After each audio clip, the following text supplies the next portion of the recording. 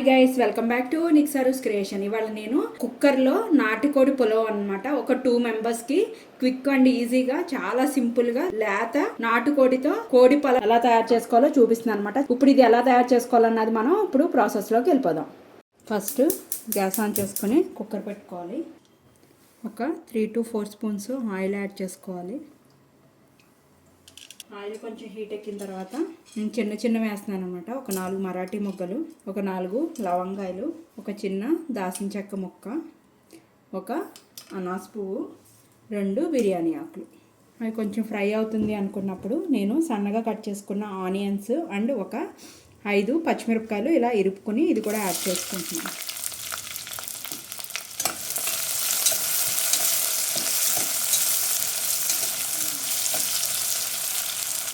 ఇందులోనే నేను 1 స్పూన్నర సాల్ట్ అయితే యాడ్ చేస్తున్నాను.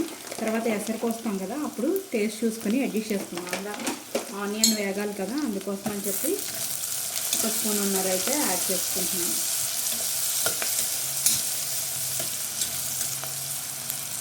ఇందులోనే కొంచెం పుదీనా ఒక 10 ఆకులు అలా వేసుకుని ఇది కొంచెం పచ్చివాసన పోయేదాకా ఫ్రై చేసుకోవాలి.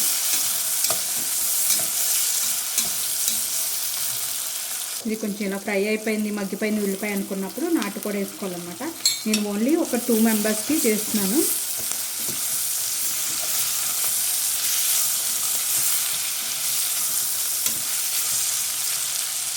నేను రెగ్యులర్గా యూజ్ చేసే మసాలా పేస్ట్ ఉంటుంది కదా, అది ఒక 2 స్పూన్స్ యాడ్ చేసుకుంటున్నాను ఇందులో.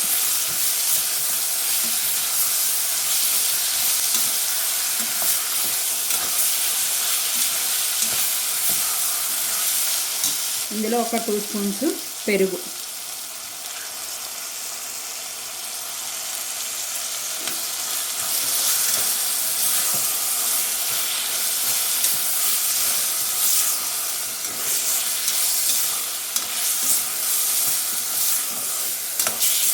కొంచెం ఫ్రై చేసుకున్నాం. దీన్ని మన బాస్మతికి ఎప్పుడు కూడా 1:1.5 రేషియోలో పోసుకోవాలన్నమాట వాటరు.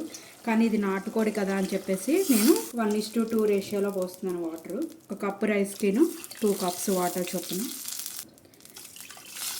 1.5 రైస్ తీసుకుంటున్నాను, అందుకనే 3 కప్స్ వాటర్ అయితే యాడ్ చేసుకున్నాను. కొంచెం వాటర్ని మరగనిద్దాం. మరిగే వాటర్లోనే 1 స్పూను నెయ్యి కూడా యాడ్ చేసుకుందాం.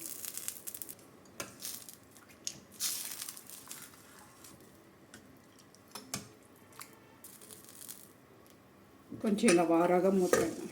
ఎసరు కాగే లోపల మనం బియ్యం కూడా కడిగి పెట్టేసుకుందాం అనమాట. నేను 1.5 కప్పు తీసుకుంటానని చెప్పాను కదా రైస్. ఈ కప్పుతో 1.5 కప్పు అంటే 3 కప్స్ వాటర్ పోసాను కాబట్టి 1.5 కప్పు రైస్ అయితే తీసుకున్నాను. దీన్ని కడిగేసి పక్కన పెట్టేసుకున్నాను. ఇగో చూడండి, కడిగేసుకున్నాను అనమాట. కడిగేసి ఇలా పక్కన వదిలేసుకున్నాను. చూడండి, వాటర్ అన్నవి ఇలా రోలింగ్ బాయిల్ అవుతున్నాయి కదా. ఇప్పుడు ఒకసారి సాల్ట్ చూసుకుందాము. నాకు తెలిసి కారం అయితే సరిపోతుంది, మసాలా అండ్ మిక్స్ చేసాం కాబట్టి. ఓన్లీ సాల్ట్ ఒకసారి, నాకు సాల్ట్ సరిపోలేదన్నమాట.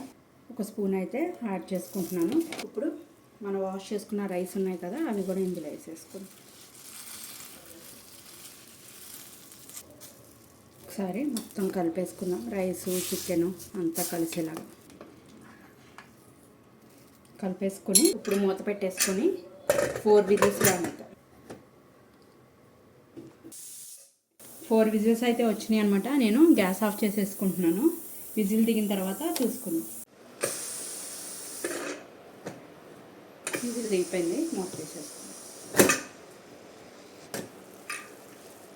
ఇందాక కొత్తిమీర వేయటం మర్చిపోయాను అనమాట. ఇప్పుడు వేడి మీద వేసేసినా కూడా ఆ వేడికి మగ్గిపోతుంది. వాష్ చేసుకుని సన్నగా కట్ చేసుకున్న కొత్తిమీర వేసుకొని ఒకసారి కలిపేసుకున్నాం.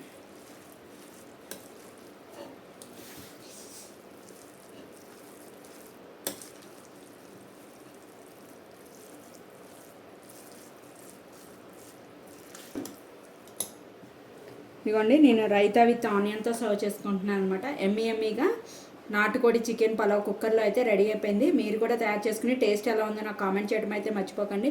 మీరు కనుక ఫస్ట్ టైం నా ఛానల్ చూస్తున్నట్టు సబ్స్క్రైబ్ చేసుకోండి. ఇలాంటి మరికొత్త డిషెస్ కోసం బెల్ బటన్ ప్రెస్ చేయడం అయితే మర్చిపోకండి. ఈ వీడియోని మీ ఫ్రెండ్స్ అండ్ ఫ్యామిలీ మెంబర్స్కి కూడా షేర్ చేయండి. Thank you guys.